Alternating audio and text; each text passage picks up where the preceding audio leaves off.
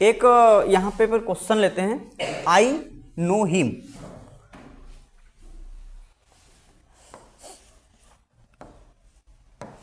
क्या लिखा मैंने?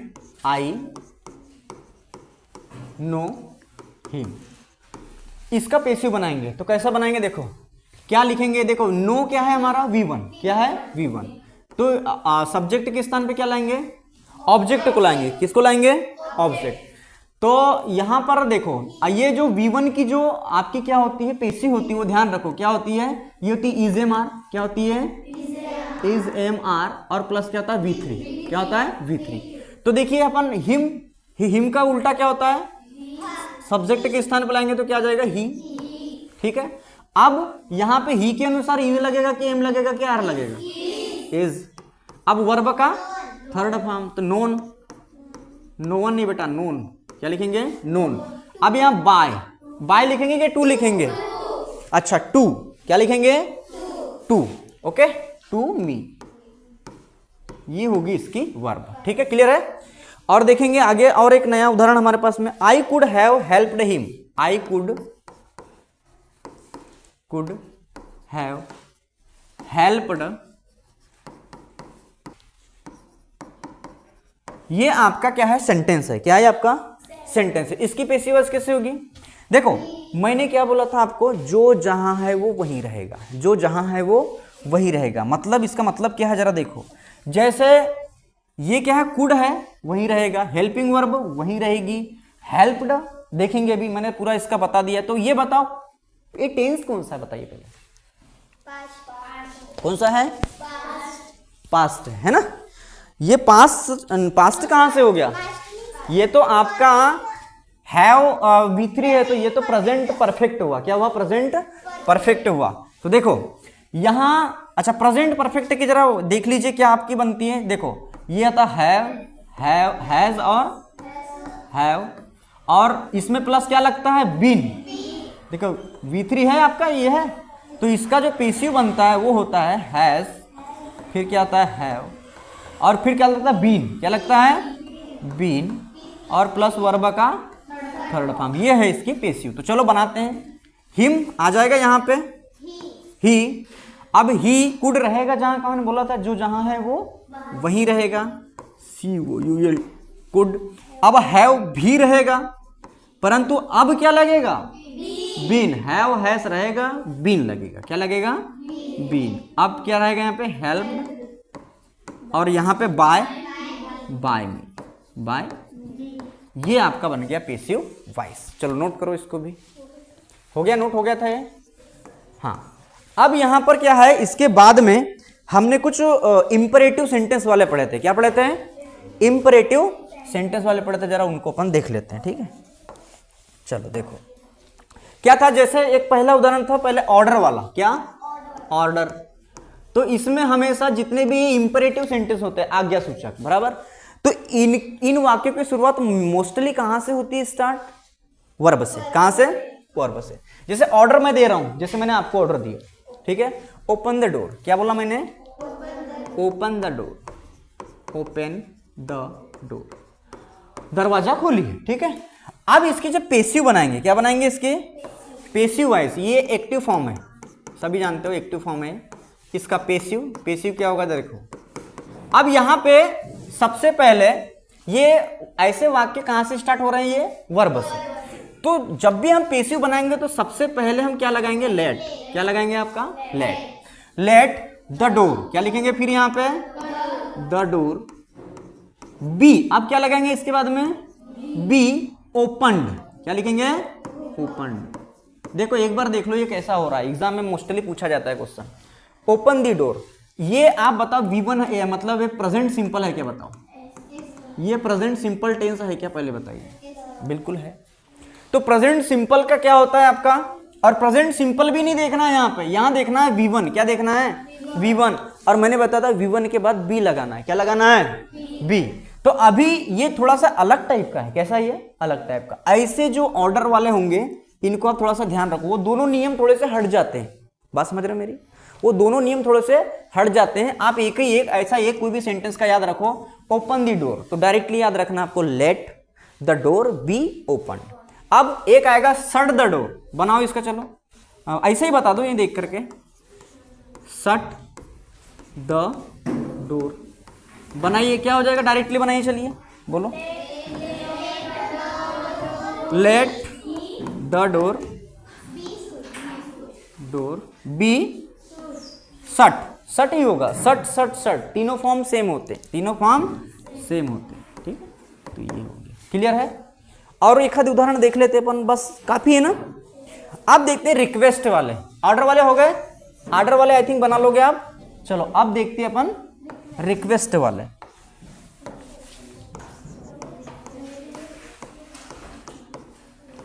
रिक्वेस्ट वाले कैसे होंगे, जैसे एक उदाहरण लेते हैं अपन, प्लीज ओपन द डोर। ये वाक्य कैसे स्टार्ट होंगे, प्लीज और काइंडली से। कहां से, ये जो इस वाक्य की शुरुआत क्या लिखेंगे यहाँ पे, वाक्य की शुरुआत प्लीज, किससे, प्लीज या काइंडली। हाँ, तो यहां पे देखो क्या हो जाएगा इसका, जैसे अपन एक उदाहरण लेते हैं, प्लीज ओपन द डोर, क्या लिखेंगे, प्लीज, एक हमारे पास उदाहरण है, प्लीज, प्लीज, हाँ, प्लीज ओपन द डोर, यह है आपका सेंटेंस, ठीक है। अब इसका अपन पेसिव बनाएंगे, तो इसका पेसिव जब बनाएंगे तो करेंगे क्या, स्टार्ट करेंगे द डोर से। कहां से, द डोर, कैपिटल लगाएंगे, है ना, द डोर, द डोर। अब यहां पर ध्यान रखें, इसके पहले ओपन द डोर एक आया था हमारे पास में, है ना, जो ऑर्डर वाले थे, तो द डोर बी ओपनड अपन लिखते थे, परंतु यहां शुड भी लगेगा, क्या लगेगा यहां पे, should be, the door should be, should be. अब वर्ब का थर्ड फॉर्म, ये थोड़ा सा ऐसा ओपन, बात समझ में आ रही है। इन वाक्यों को थोड़ा दिमाग में बसा के रखे, दूसरा कोई उपाय नहीं है, बात समझ में आ रही है। इनको थोड़ा सा माइंड में अपन सेट करके रख लो, दूसरा कोई चारा नहीं है। तो इसका ये एक्टिव हो गया फॉर्म, और ये क्या हो गया इसका पेसिव, ठीक है, नोट कीजिए फटाफट। और ये उस तरह से भी और बनेगा, कैसा, यू आर रिक्वेस्टेड टू, यदि मैं इसका या क्या लिखूंगा, क्या लिखेंगे इसको, इसका थोड़ा सा अलग टाइप का बनेगा, जरा देख लीजिए, है ना। यू आर क्या हो जाएगा ये, you are requested, requested to, to लगेगा, फिर डायरेक्टली लिख देंगे अपन to open the door, to open the door. ये इस तरह से भी बनता है, इसके पहले वाला भी जो ओपन द डोर वो भी बनता है ना। यू ऑर्डर्ड मी, ऐसा क्या होता था वो बता देता हूं, you are ordered to, you are ordered to open the door, ऐसा भी बनता है, डिपेंड करता है कि आप कैसा बनाना चाहते हैं। आई बात समझ में ये वाली, ठीक। तो रिक्वेस्ट वाले आई थिंक आप बना लोगे। देखो रिक्वेस्ट को एक बार अपन देख लेते हैं, ये कैसे स्टार्ट होते हैं, ध्यान रखो, प्लीज और किससे, kindly, please give me some money, please, please write this answer, है ना, ये बोल सकते हैं ना, please, please give me your pen, बात समझ में आ रहा है। तो ये ऐसे सेंटेंस होते हैं जो कि क्या होते हैं, रिक्वेस्ट वाले होते हैं। या kindly grant me leave for 3 days, दया करके, ये भी तो रिक्वेस्ट है ना एक प्रकार की, आई बात समझ में। तो इस तरह से ये हो गया आपका रिक्वेस्ट वाले, ये एग्जाम में आते हैं, मोस्टली से पूछे जाते हैं ये वाला, 10th में आया रहा ऐसा, 10th में आया क्वेश्चन, ठीक। तो ये हो गया हमारा रिक्वेस्ट। अब कौन सा बचा हमारा, एडवाइस, क्या बचा, एक अगला आएगा एडवाइस। एडवाइस तो ज्यादा कुछ विशेष नहीं आते इसके क्वेश्चन, एडवाइस देख लेते हैं, एडवाइस। तो एडवाइस क्या कहता है, ये हमारे पास में कुछ क्वेश्चन, मतलब एक ये है, वर्क हार्ड टू सक्सीड, क्या लिखा है इसका example, work hard to succeed. अब इसका पेसिव क्या हो जाएगा, जरा देखो, इसका पेसिव हो जाएगा यू आर एडवाइज्ड टू, क्या लिखेंगे, बस कुछ नहीं, थोड़ा सा सेंटेंस चेंज करना है, you are advised work hard to, work hard to succeed, बस सेम टू सेम लिख देंगे, बस काम खत्म। ये आपका बन गया क्या, एडवाइस वाले। तो एडवाइस मतलब समझते हो ना, सलाह देना। एडवाइस का मतलब क्या होता है, सलाह देना, तो सलाह दे रहा है कि आप कठिन कार्य करोगे या हार्ड वर्क करोगे या मेहनत करोगे तो क्या हो जाओगे, सफल हो जाओगे। बस उसका पेसिव कोई दिक्कत नहीं, यू आर एडवाइज्ड आपको लगाना है टू और उसके बाद में सेम सेंटेंस को आपको लिख देना है। ठीक है जी, बात आई समझ में। देखो अब हमारे पास में जो आपके जो एक्टिव वॉइस जो हमको देखने में आ रही है वो क्या है, WH। किससे? WH मतलब हु से स्टार्ट हो रहा है। कहां से स्टार्ट हो रहा है? हु से। तब इसका पेसिव कैसे बनाएंगे, कुछ रूल्स होते हैं तो उसको भी अपन देख लेते हैं। कैसा? पहले तो बताओ ये टेंस कौन सा है हमारा? पास्ट टाइम V2 है यहाँ पे, तो V2 का क्या बनता है पता है ना आपका? पेसिव वाज वर और प्लस क्या होता है? V3। ठीक है, तो जरा ध्यान दो यहाँ पे। अब इसका जब पेसिव बनाएंगे तो यहाँ पे हमको क्या ध्यान रखना पड़ेगा, जरा देखो। सबसे पहले तो ये हु को चेंज करोगे बाय हुम में। किसमें? बाय हुम में। कितना हो जाएगा? सबसे हो जाएगा। बाय हुम हो गया। अब बाकी आप लगा दो बाय हुम के बाद में। अब बताओ, चूंकि ये इंटरोगेटिव सेंटेंस है, अरे कैसा है ये? प्रश्नवाचक है ना, तो सबसे पहले हेल्पिंग वर्ब आती है। तो सब अब क्या लगाएंगे इसके बाद में? Helping verb. तो हेल्पिंग वर्ब क्या जाएगी यहां से? वाज, है ना? क्या जाएगी? वाज। थोड़ा ध्यान रखना, ये टोटल रहेगा आपका दिस लेटर रहेगा, दिस लेटर रहेगा। आई बात समझ में? दिस लेटर रहेगा। अब इसके बाद में क्या आ जाएगी? वर्ब की क्या आ जाएगी? Third form. ध्यान रखना, ये थोड़े से याद रखने वाले, ध्यान से उड़ जाता है। तो यहां पे क्या आ जाएगा? थर्ड फॉर्म क्या जाएगा? रिटर्न। क्या जाएगा? रिटर्न। इतनी बात आई समझ में। और बाद में क्या हो जाएगा? क्वेश्चन मार्क हो जाएगा। थोड़ा सा ध्यान दे दो इसको, ये क्या हो रहा है यहां पर। देखो WH से स्टार्ट हुआ है सेंटेंस, है ना? WH वर्ड से। तो हु रोट दिस लेटर, पहले तो देख लो कि ये आपका सेंटेंस कौन सा है। पास्ट सिंपल है, क्लियर है? पास्ट सिंपल है तो इसकी वॉइस भी पास्ट सिंपल की बनेगी, परंतु एक नई चीज क्या आ गई हमारे सामने? By who. क्या आ गई? बाय हु, सॉरी हु आ गया। क्या आ गया? हु। अब हु आ गया तो सबसे पहले हु को किस में चेंज करेंगे? बाय हुम में। क्लियर हो गया? आते हैं क्वेश्चन इसके, बाय हुम। अब उसके बाद में हमारा V2 की वॉइस क्या होती है? वाजवर, वाजवर V3। तो अब यहां पे क्या लगाएंगे? चूंकि लेटर है, क्या है अपना? लेटर। तो लेटर मतलब दिस लेटर, एक लेटर की बात करा, यह पत्र की बात करा, एक ही है, तो उसके अनुसार क्या लग जाएगा? वाज लग जाएगा। परंतु और ध्यान रखना है, चूंकि अब देखो हु की जगह चेंज हो गया, हाँ ठीक है। अब इस रोट के अकॉर्डिंग, ये रोट क्या है आपके? सेकंड फॉर्म है। क्या है? Second form. परंतु हमारा तो जब अपन वॉइस बनाते हैं, वॉइस बनाते हैं इंटरोगेटिव की, है ना, तो सबसे पहले हेल्पिंग वर्ब लाते हैं। तो हेल्पिंग वर्ब हमने ला लिया। अब ध्यान रखना, वर्ब की जगह हेल्पिंग वर्ब आई है, वर्ब की जगह क्या ही है? Helping verb. अब इसके बाद क्या आएगा? ये क्या है आपका? ये सब्जेक्ट, ऑब्जेक्ट, ऑब्जेक्ट आएगा कि नहीं आएगा? जो जहां है वहां वही रहेगा। ये बात हमने पहले क्लियर कर ली थी। अब यहां पर क्या आ जाएगा? दिस लेटर, और उसके बाद में क्या आ जाएगा? V3। तो ये आ जाएगा V3। तो इस तरह से ये बनेगा। फिर से यहां देख लो एक बार, ये क्या कह रहा है। फिर इसको क्या किस में चेंज कर देंगे बताइए आप ही? By whom, by whom. इतनी बात क्लियर हो गई। अब ध्यान रखें, ये ब्रोक, ये भी V2 है क्या बताइए? ब्रेक, BREAK, ये है ब्रेक। तो इसका जो सेकंड फॉर्म जो V2 होता है वो होता है ब्रोक। क्या होता है? ब्रोक, ऐसा होता है, ठीक है, ब्रोक। और V3 होता है ब्रोकन। क्या होता है? ब्रोकन। ये मैंने बोला था वर्ब बार बार पढ़ते रहो, कंफ्यूजन हो जाता है स्पेलिंग में। आई बात समझ में? ये डेली का रूटीन का है, सब चीजों को देखते रहो। तो यहां पे देखिए करेंगे क्या, आ जाइए यहां पे। बाय हुम चेंज कर दिया, परंतु आप देखो ये हमको पता हो गया V2 है, ये V2 है, तो V2 का तो वॉइस ये होती है सर, ठीक है। तो क्या आ जाएगा? वास लगाऊं, क्योंकि जग तो एक ही है। जग कितना है? एक ही। लगा दूं वास, वास। अब क्या लगेगा? द जग। बात समझ में आ रही है? ठीक, द जग। अब बाद में क्या लग जाएगा? ब्रोकन। बस ऊपर के वाक्य जैसा ही है, ब्रोकन, ठीक। ये हो गई इसकी पेसिव। अब it has to do, it has to do, तो थोड़ा सा ध्यान रखना यहाँ पे, जहां जो है वो वहीं रहेगा, ये थोड़ा सा ध्यान दो। अब इसमें कुछ नया आया, जरा ध्यान दो यहाँ पर क्या आया है नया, टू डू। क्या आया है? To do. तो देखो ये कुछ नया कॉन्सेप्ट है, इसको देखते हैं। जब यहाँ पे हो जाएगा आपका टू डू, आई बात समझ, मतलब ये क्या है, ये नियम बता रहा हूं मैं सबसे पहले, क्या बता रहा हूं, नियम।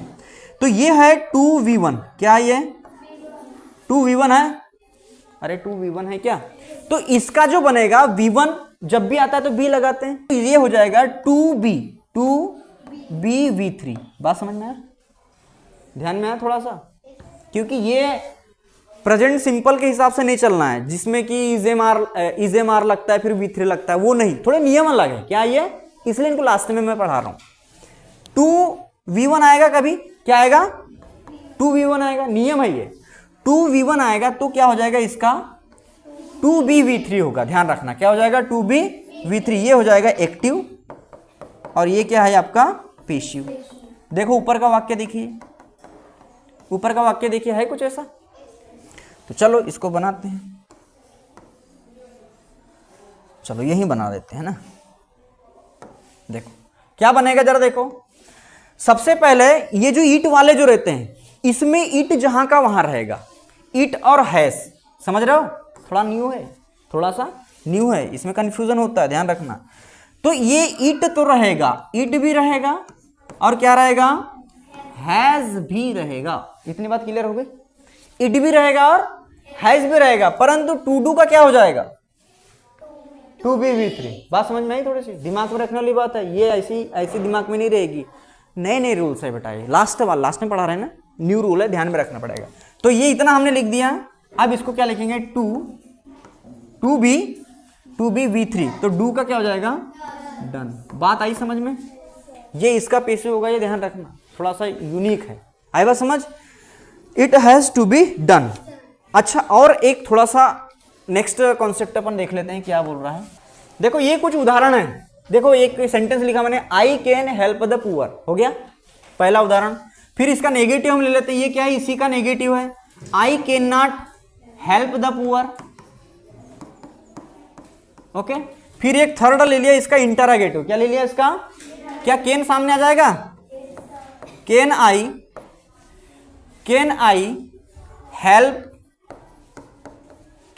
Help the poor. हाँ, ये हमारे पास में 3 सेंटेंसेस है, कितने सेंटेंसेस है 3।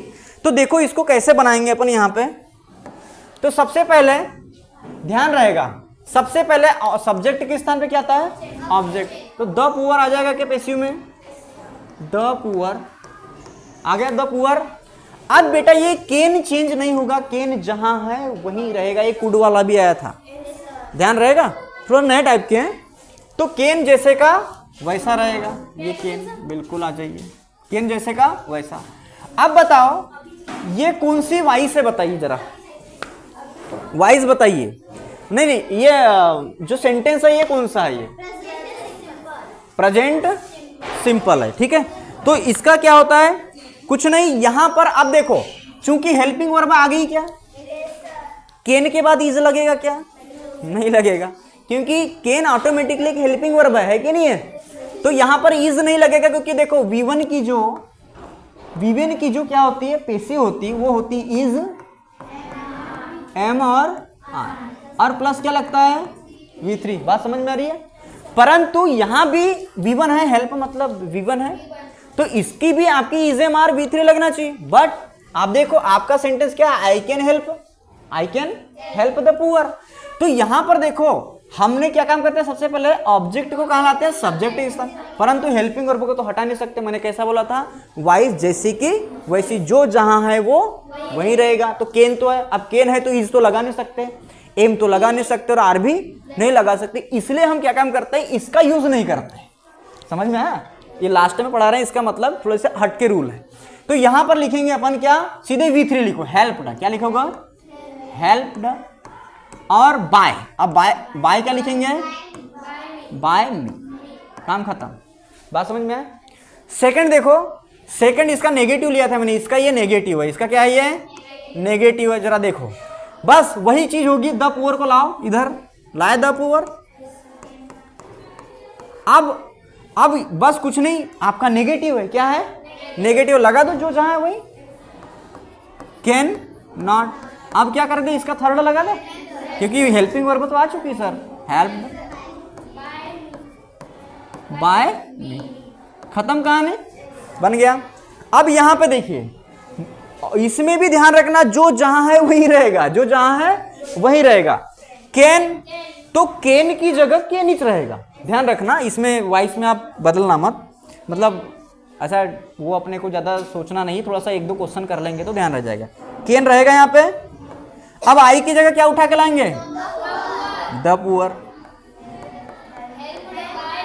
अब द पुअर, कैन तो आ गया सामने क्योंकि इंटरोगेटिव है, क्या है ये, इंटरोगेटिव, काम खत्म। अब क्या लग जाएगा, हेल्प्ड, हेल्प्ड बाय मी, काम खत्म। ये हो गया आपका पेशी, नोट करो फटाफट। तो ये थोड़े से हटके रूल थे जो कि हमारी जो जितने भी टेंसेस थे उसके वॉइस में नहीं होते थे, तो इसको हमने अलग से थोड़ा बता दिया, इसको सब थोड़ा सा ध्यान रख लोगे आप लोग।